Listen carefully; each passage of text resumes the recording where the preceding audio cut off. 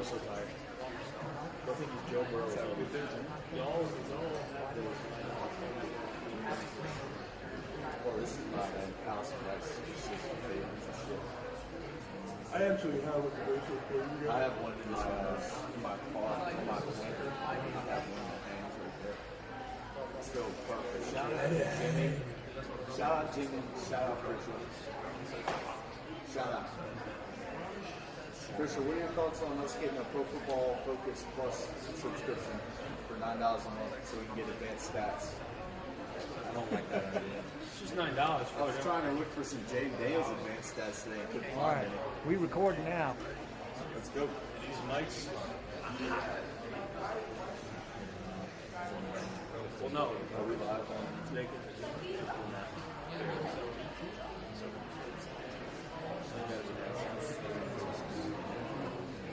Thursday.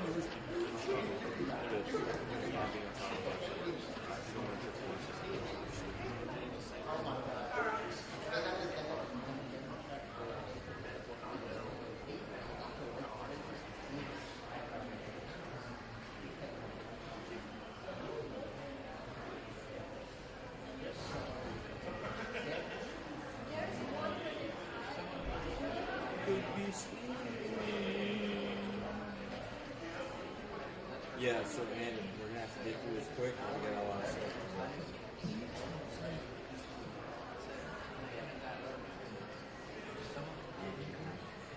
You heard your time, a lot of stuff to do. Drops through daddy.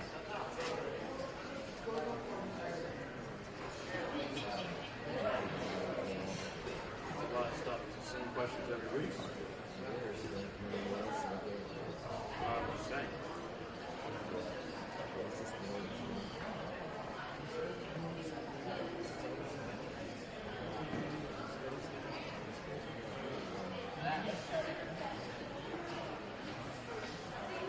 You watch this, pretty fresh on these teams. What?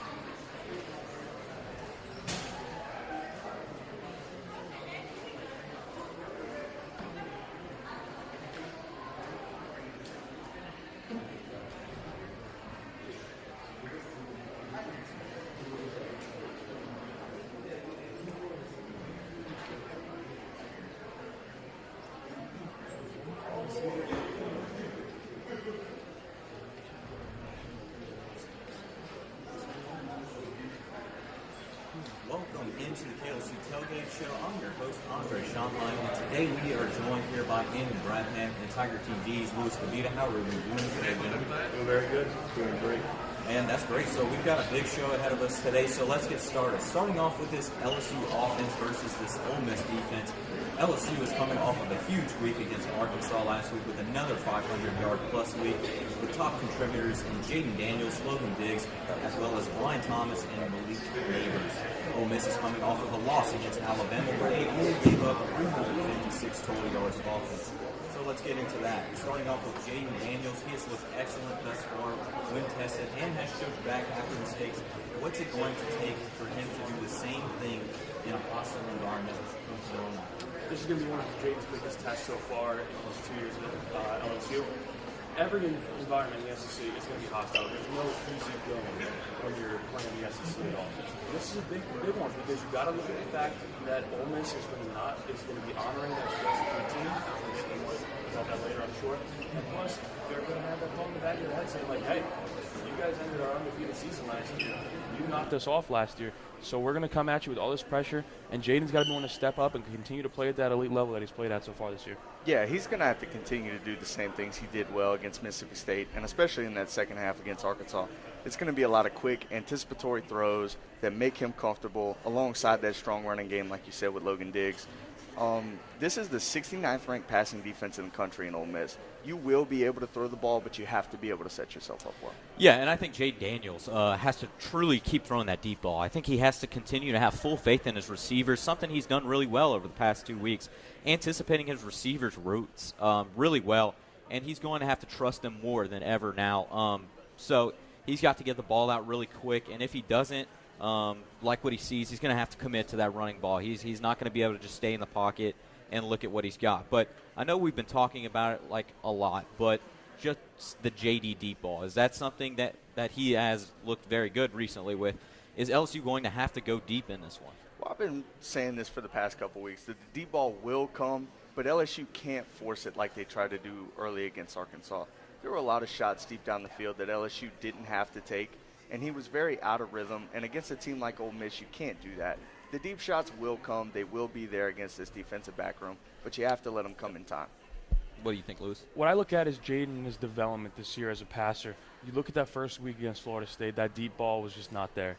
He tried it. He took a couple shots downfield.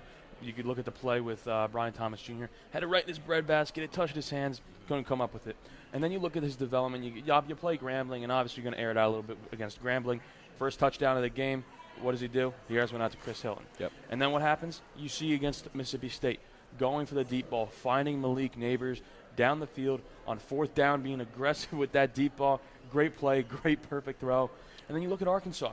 It's funny, we were sitting in the crowd, I remember, and there was someone in the crowd that was just the whole time, Jaden Daniels shouldn't be the starter. Jaden Daniels shouldn't be the starter. And let me tell you, I think that he went out and proved that, hey, yeah, I can start out slow. Nobody's going to be perfect. But the way that he turned up in that second half, executing on the big-time passes and making the plays that he needed to make, it just goes to show that, like, he is capable of that deep ball. And, yeah, he's going to have to use it because guess what? You want to make big chunk plays against this Ole Miss team. Yeah, and I actually think this is a game where Jaden will have to just take everything he can get because there will be so much safety help after these past 2 weeks and seeing what Brian Thomas and Malik Neighbors have been able to do. But he's going to have to just make the right decision and know what he's going against, whether that's zone coverage, man coverage. That's when you know if he has man coverage, go for the deep ball. It's worked so many times. That's where the anticipation comes in. But I think he's just going to have to, settle with the 6 yards, 7 yards that these receivers are going to give him. But let's move on to Ole Miss. Ole Miss had 4 sacks last week against Jalen Milroe, who likes to take it, outside the pocket. Will Jaden have to stay in the pocket more in this game and get rid of it quicker? I definitely think he will have to get the ball out quicker, but I don't necessarily think he needs to sit in the pocket and be a sitting duck. A lot of the times, Jalen Milroe is a more traditional scrambling quarterback. He'll like to get out from the side of the pocket and traditionally flush the pocket. I think for Jaden Daniels to have success in this game, he's going to have to be able to step up and out of the pocket. Yeah. 3 of the 4 sacks that Ole Miss had last week against Alabama came from safeties and linebackers. So if Jaden Daniels can step up and out in the pocket and avoid that pressure coming around the edge, he'll have a much better time in this game. Right, JD's going to have to rely on his improv skills to succeed. You got to look at, like you said, getting out of the pocket and making something happen, whether it's finding someone downfield or taking it with his legs. He's got to stay aware. He had that ugly pick last week, with LSU legend Dwight McLaughlin. he jumped a route, and it was a good play on defense. You got to give it to him. But at the same time, Jaden's just got to stay aware, and you got to get him going with those easy passes to start, because you saw that as the rhythm and the groove that he got into against Mississippi State. So as long as you get him going in the right way, I think it's going to be a very successful day for Jaden. Yeah, I completely agree with you and how you said that. Get his confidence up before you start taking those risks downfield. I think that's something that he did in Mississippi State. I think he did very well in that. Arkansas, he had the one pick, but after that, he settled down. But I think Jaden just has to release the ball quickly in this one. You can't give Ole Miss the opportunity to get to you first in this one. Keep them on their heels. But moving on to this LSU wide receivers versus these Ole Miss DBs. Malik Neighbors and Brian Thomas Jr. obviously coming off of a great week. But can we expect to see that against a pretty solid DB room in Ole Miss, featuring guys like DeAndre Prince, Zamari Walton, who is coming off a really big week, and then a guy in Trey Washington that's already an SEC Defensive Player of the Week? Yeah, I think it's a very mentally demanding game for this LSU offense in its entirety. Former Alabama defensive coordinator Pete Golding is calling this Ole Miss defense. So you're looking for a lot of the Nick Saban-esque mixed coverages, exotic looks, things like that. I expect them to try and bracket Malik Neighbors with a safety in a corner and force LSU to find another way to throw the ball downfield. These Ole Miss defensive backs have the ability to handle themselves well in a one-on-one physical battle as well. All DBs and all defensive players in the SEC, they're no joke. There's a reason they are playing in arguably the best conference in the country. But these receivers LSU has, they're no joke either. We can't ignore the fact that they have the ability to find open space, get open, run after catch is one of the biggest things we see with a lot of these guys that LSU has. It's a game that LSU just got to make sure they make the big plays that they need to make, convert on third down, and don't give Ole Miss any momentum. Because especially on a day when that crowd is going to be riled up, it's kind of inching on prime time with Bob Wischusen on the call. So, you want to be able to make sure that you're going to keep the momentum in the favor of the Tigers, and you don't want to give Ole Miss any leeway. And I think as far as matchups, this is one of the most important ones for tomorrow. I think Ole Miss has a lot of experienced guys that are playing pretty well to defend the pass. The secondary for this team, finally, they're pretty good, but I wouldn't be surprised if LSU does have trouble tomorrow passing the ball. I think Trey Washington is really someone that Jaden Daniels has to account for at all times. He can beat you in zone. He can beat you in man coverage. Just make sure that, when you do go up against him, that your wide receiver has a step on him. But what do you expect from these LSU wideouts? Do you expect the same things, kinds of production from Neighbors and Thomas, or is this where a weekend somebody steps up? So every week we kind of talk about someone else stepping up. Yeah. At this point, I've been saying these guys that aren't Brian Thomas Jr. and Malik Neighbors. So I'm just going to stick with the same guys because no one else has really stepped up. You're going to count on your big guys to go do that. You got one of the top two receivers in the SEC. Brian Thomas Jr., you went out and proved that, hey, I'm a deep ball threat, but I can make it happen for you too. A lot of people can question his ability on the field. Oh, is he really that good? And let's be honest. He went out and proved, hey, I'm here, and I can still make this happen. You're going to have to rely. You got two elite wide receivers, and Jaden's going to have to rely on them to get open and help push the ball. Yeah, Malik Neighbors and Brian Thomas Jr. second and fourth, respectively, in the receiving yards category in the SEC. I think they'll both get theirs this week. They are both elite outside wide receivers, and even with Malik Neighbors, you saw him against Mississippi State move to the inside and really play that slot receiver position really well.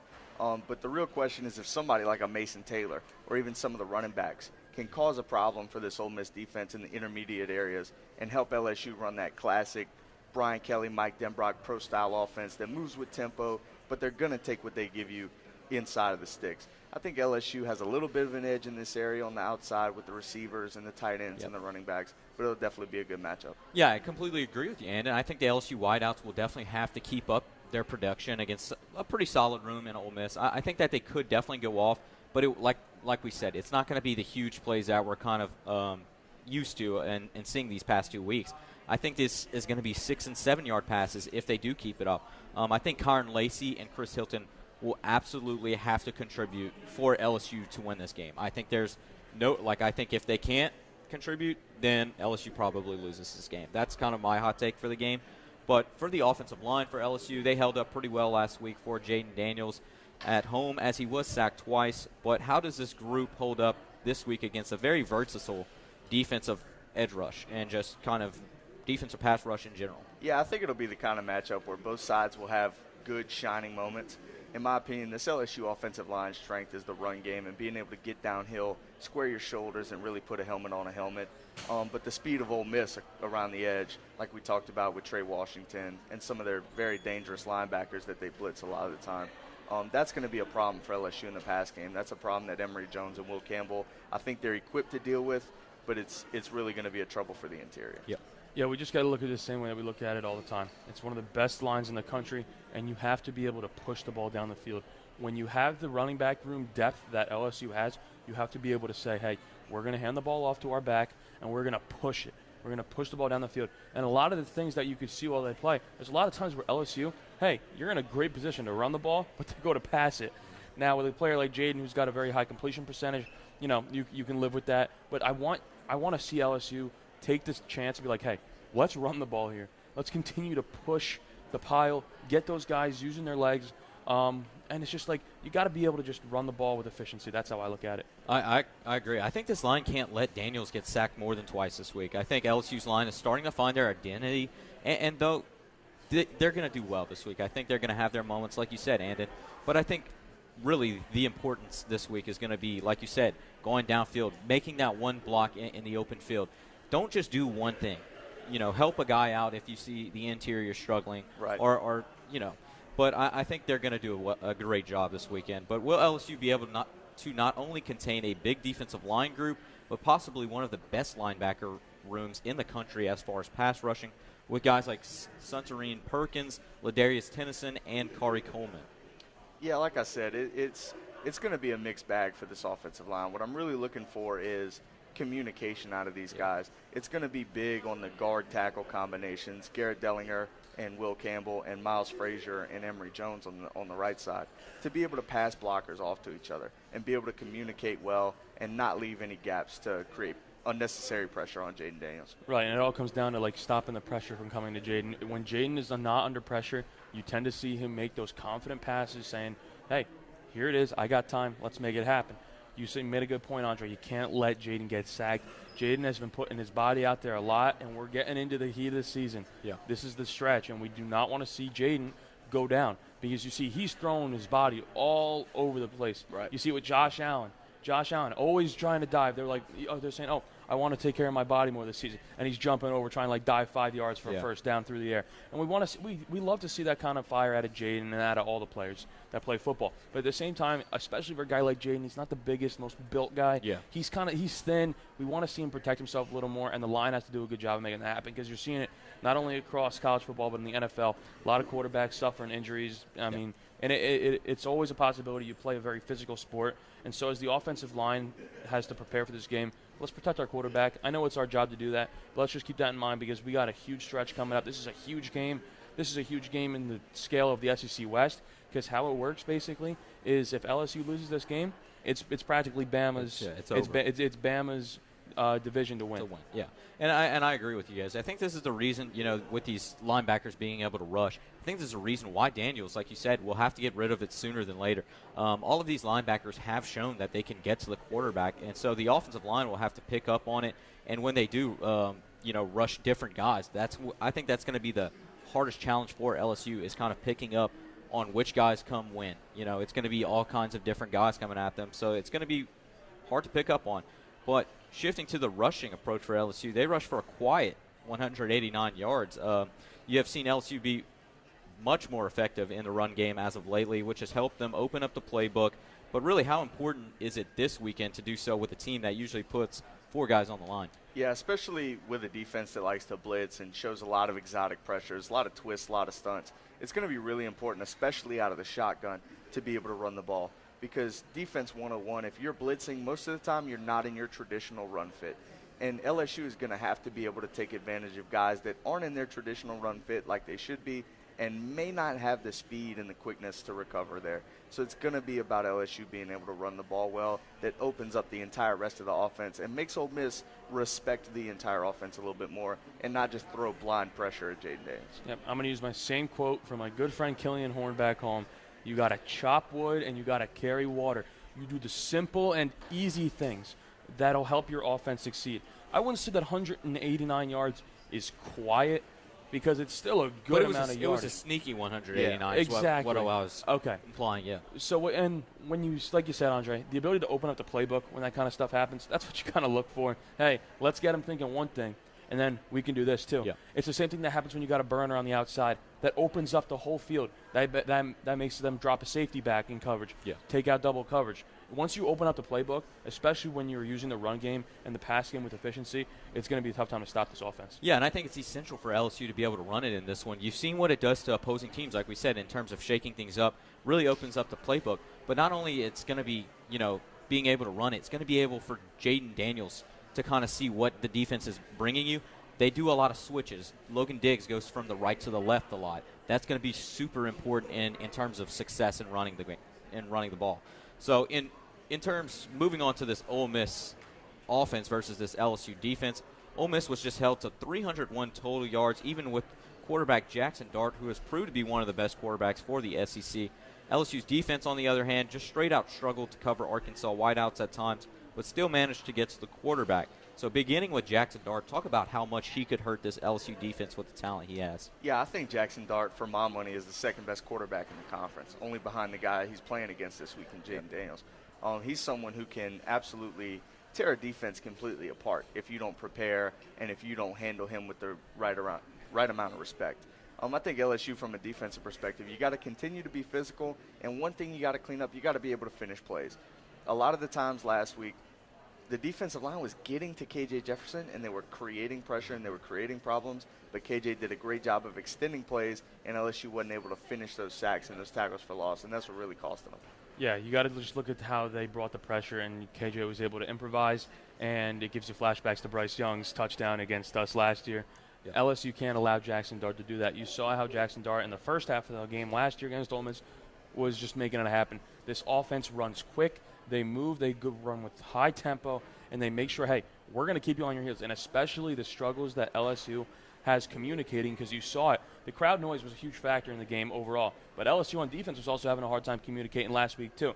And it's not like it's going to be a quiet environment in Oxford this weekend. This defense has to say, hey, we can't let a guy like Jackson Dart make plays on third down, and we see how versatile of a quarterback he is, because he can get out. He can get out and make a play. He has that pocket presence where he says, oh, here comes the pressure. I got to get out of here. Oh, there's someone 30 yards open downfield. Let's take that shot. You got to be able to contain him. Yeah, and like you said, I mean, you took the words right out of my mouth. He has the talent to go out and run on LSU. And with what Jefferson did last week is really concerning to see for LSU. You get shades of seeing what Bo Nix did to you in Death Valley 2 years ago, and then you also see last week. But I think he has one of the best deep balls in the SEC. It's really underrated, pretty ball. I think if he can get out the pocket and make those big throws, that's where it becomes troublesome for LSU. But what does he have to do differently this week specifically in order to get to playing like himself? Because last week he obviously looked bad. Yeah, I think he's got to continue to use his legs and his mobility. I mean, for me, when I'm putting Jackson Dart on the line from the quarterbacks I've seen LSU play against, he's much closer to a guy like Jordan Travis and KJ Jefferson than he is to a guy like Will Rogers. He's someone who can hurt you with his legs, like y'all said, as well as that arm. You talked about how great his deep ball is. He can cause havoc for this defense if they let him extend plays, and he can help his wide receivers create space when plays break down. Because we saw these LSU DBs really get lost a lot of the time when KJ Jefferson would flush the pocket and extend these plays. Right, exactly. It's all going to rely on him making the plays happen while the opportunity is there. If you see someone open downfield, you take that shot. If you see a little check down, say, hey, that could get me the first down, or hey, that can get me a couple yards, you take the check down. And then let's see, oh, I got 5 yards that I can run for a scramble for a first down. I'm taking that. I'm not even thinking twice.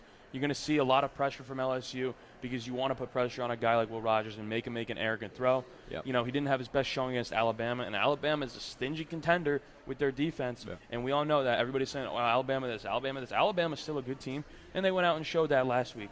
And it's not like they're just going to, fall off completely. Nathan last week said it. Nick Saban isn't going to cave just like that. He's going to come out, while everybody's doubting him, let me just come out and pound you into the ground. And Jackson Dart is going to look at that and say, okay, I'm going to get a different look this week as opposed to Alabama and Nick Saban's defense. Now what we're going to do, we have to be able to convert on third down and just push the ball down the field with efficiency. I know I sound like a broken record here, but it's true. Yeah, I think It's this simple. I think Dart has to just get rid of the ball and throw it out of bounds when the pocket collapses rather than forcing a throw and turning it over. He has such a bad turnover problem, and it's been like that for years now. And that's something he's got to fix in order for them to go and play their best ball for Ole Miss. But shifting towards this battle between the LSU defensive line and the Ole Miss offensive line, the Ole Miss group gave up 4 sacks just last week to the Alabama defensive line, who's definitely had their struggles this season. And then on the other side, LSU had 4 sacks on KJ Jefferson.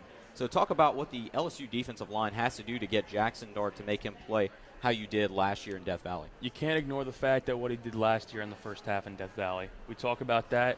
It was Ole Miss was running it, and not running the ball physically. They were doing everything. They were running the table last year in the first half. And just how it goes is this. You have to bring that pressure. Like you said, Andre, you have to force him to make these arrogant throws. Just make sure that you get to the quarterback. Finish behind the line of scrimmage. It's the same old stuff that LSU continues to struggle with. Now, the LSU did have 4 sacks against KJ Jefferson last week. It was a good week, but you have to make sure you finish the play because a guy like Jackson Dart will burn you like that. Yeah, it was 4 sacks when you pretty easily could have had 8. And you put KJ Jefferson on a lot of bad spots, and he took a lot of hits, but they were after he had already had the ball out. It was he had already extended the play and made a play, and then you were hitting him. Like Lewis, you said, you have to finish plays behind the line of scrimmage. He did a good job in the second half against Ole Miss last year of getting to Jackson Dart, like you said, forcing him to make these bad throws, bad decisions. And he does have a turnover problem. He's had a turnover problem since he was at USC. That's something you have to be able to exploit, and this defensive line has to create pressure off the edge and finish off plays. Yeah, I agree. Let's shift towards the LSU linebackers, though. This might be the best group on the defense. Last week they played phenomenal between the big 3 of Greg Penn, Harold Perkins, and Whit Weeks. This week you get Omar Spates back, going to be huge for the rotation. Will Harold Perkins continue to be used more as a zone coverage guy this week, considering how good the LSU line has been, or will he get time to rush Dart like he did last year? Yeah, I think it's definitely lined up for Harold Perkins to be used more as a defensive end or a jack linebacker, whatever terminology you want to use. He's going to be able to pin his ears back and try and get after Jackson Dart in this game. Brian Kelly and Matt House have definitely looked at film. They've definitely said, here's what Harold Perkins did really well against a very similar Ole Miss team. They didn't have a whole lot of turnover in the offseason. This is a very similar team with a very similar style. There's continuity all over the board for Ole Miss. If you don't think that Harold Perkins can do the same thing he did last year against Ole Miss, you're crazy. Yeah, you just look at how he was a disruptive force. There's the iconic picture of him standing over Jackson Dart. That is one of Harold Perkins' Kodak moments with LSU so far. I think that we're going to see Harold Perkins do the same kind of thing that he's done all season, have him drop back in coverage. You saw him do that against Arkansas last week. The big thing with Perk is that he stays disciplined. One of his biggest problems that Harold Perkins has had, which haven't been many at all, but it's one glaring problem, is the late hit on the quarterback after the play is over. He talks a lot of smack, and he has every right to. He's one of the best defenders in the country. But it comes to a point where, like, hey, let's mature up a little bit. Let's be disciplined. That late hit against KJ Jefferson last week can't happen. You can't do that. And I get you're a defensive player and you want to bat the ball down. You want to stop the play from being made. But at the same time, you're throwing your arms at the top of the quarterback's upper half. I want to see more discipline out of Perk this week.